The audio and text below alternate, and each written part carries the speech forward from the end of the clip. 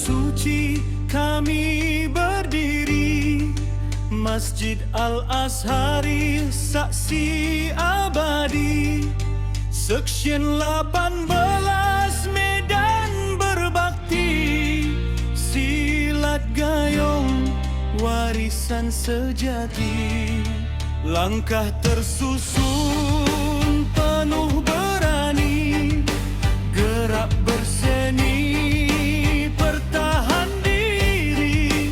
Adat dijunjung, maruah dilindungi, warisan bangsa kekal lestari.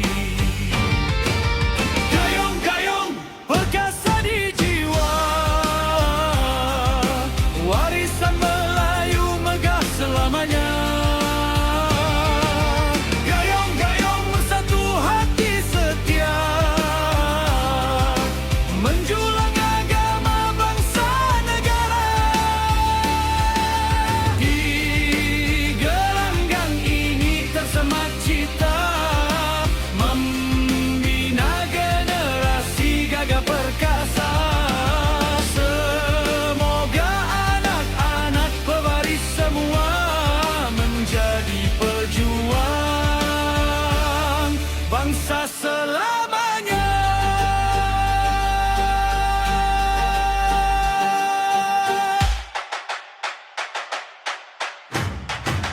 Peluh mengalir tanda semangat, ilmu diwaris penuh berkat. Setiap langkah syarat hikmat, benteng dunia hingga akhirat. Harimau bangkit penuh wibawa, mengangkat pusaka tanah bangsa.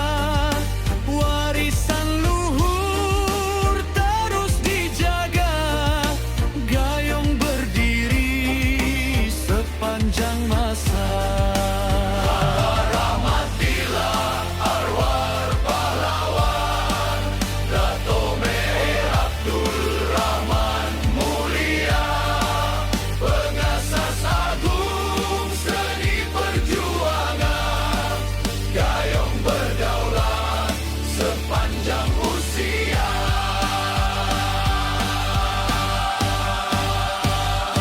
Jasamu harum sepanjang zaman, membina waris penuh kekuatan. Semangatmu jadi obor perjuangan untuk agama serta watan.